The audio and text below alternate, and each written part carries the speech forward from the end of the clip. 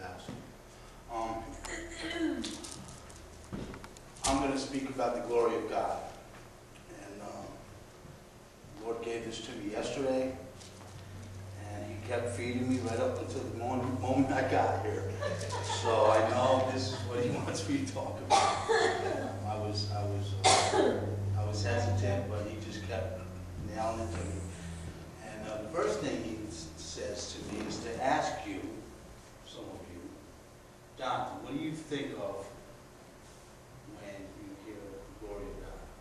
What does the glory of God mean to you? I'm going to ask a couple of us. When I think of miracles. Miracles? How about you, Isaiah? When you hear the glory of God, what do you think? Just like all of God's power, like everything's done, everything's created, everything, all the miracles He's done, everything. Michelle? This is really important. You need to think about this because most people come up with the same type of answer.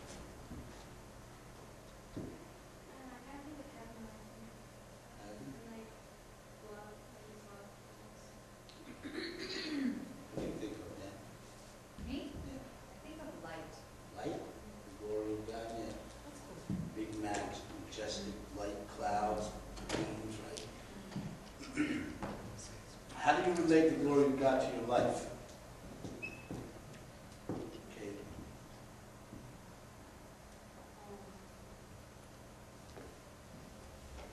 It should follow us where we go. Mm-hmm. It should follow us where we go. That's good. That's good.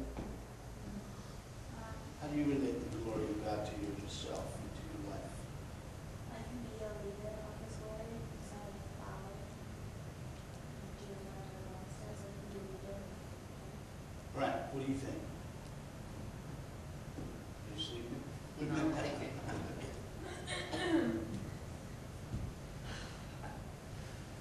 It's a fairly common question, but if you really think about it, it's a very mixed feelings in the answer, right?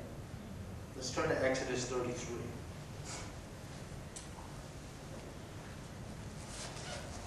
This is the promise of God's presence to Moses when Moses went up on Mount Sinai to get the Ten Commandments. I'm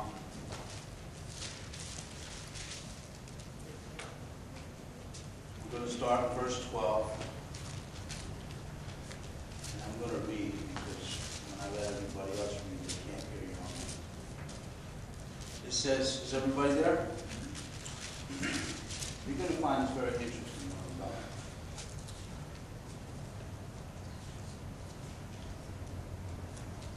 right, we'll start in verse 12. It says, then Moses said to the Lord, see, you say to me, bring up this people, but you have not let me know whom you will send with me. And that's key. Keep that in mind. It says, yet you have said, I know you by name, and you have also found grace in my sight. So now, therefore, I pray, if I have found grace in your sight, show me now your way, that I may know you, and that I may find grace in your sight, and consider that this nation is your people. Verse 14, it says, and then he said, my presence will go with you. This is God speaking to Moses. And I will give you rest. That's another key verse. Okay? Then he said to him, if your presence does not go with us, do not bring us up from here. For how then will it be known that your people and I have found grace in your sight, except that you go with us? This is another key verse. I want you to just keep meditating on these key lines here. We're going to come back to this later. It says, so we shall be separate, your people and I, from all the people who are upon the face of the earth. 17 says, so the Lord said to Moses, I will also do this thing that you have spoken for. You have found grace in my sight, and I know you by name. And he said, please show me your glory. Moses said to God. And then God said, I will make all my goodness pass before you, and I will proclaim the name of the Lord before you. And I will be gracious to whom I will be gracious, and I will have compassion on whom I will have compassion. But he said, you cannot see my face, for no man shall see me and live. And the Lord said, here is a place by me. And I like this part. And it says, and you shall stand on the rock. So it shall be, while my glory passes by, that I will put you in the cleft of the rock, and I will cover you with my hand while I pass by. And then I will take away my hand, and you shall see my back, but my face shall not be seen. There's just a little note down here at the bottom, and I wanted to pass by you guys. It says Moses' prayer was to see the manifest glory of God. He wanted assurance of God's presence with him. Aaron and Joshua had also desired to know the presence. Because we are finite and morally imperfect, we cannot exist and see God as he is. And this is just food for thought. It says to see God's back means we can only see where God has already passed by. If we see him face to face, our head keeps closed, you know. And so this is how he shows himself to us. Hey, Matt, Yeah. can I just read 16 in my Bible, because it really, I like how it says it. When Moses says, if you don't go with us, who will ever know that I and my people have found favor with you, and that we are different from other people upon the face of the earth? Absolutely. Absolutely. We are set apart. Right? And this is all going to culminate to something like that. In the end. From there, I want to go to chapter 34. And this is after Moses spends 40 days and 40 nights up on the hill. And he gets the 10 Commandments from God. And he comes back down to the Israelites in the desert. And we'll start on verse 29. Chapter 34? Yes. Yeah. I just want to paint a little picture for you here, because this is where Moses comes down with the glory of God.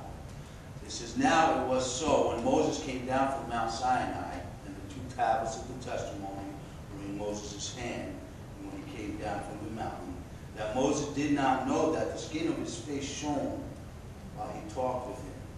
So when Aaron and all the children of Israel saw Moses, behold, the skin of his face shone, and they were afraid to come near him. Then Moses called to them, and Aaron and all the rulers of the congregation returned to him, and Moses talked with them. Afterward, all the children of Israel came near, and he gave them as commandments all that the Lord had spoken with him on Mount Sinai. And when Moses had finished speaking with them, he put a veil on his face. But whenever Moses went in before the Lord to speak with him, he would take the veil off until he came out. And he would come out and speak to the children of Israel, whatever he had been commanded. And whenever the children of Israel saw the face of Moses, that the skin of Moses' face shone, then Moses would put the veil on his face again until he went in to speak with him. What do you think the difference is between the glory of God on Moses and the glory of God on us?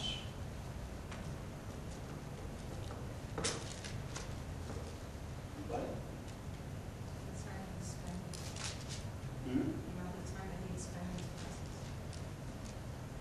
Say that again, I couldn't hear you. The amount of time he spent in his presence.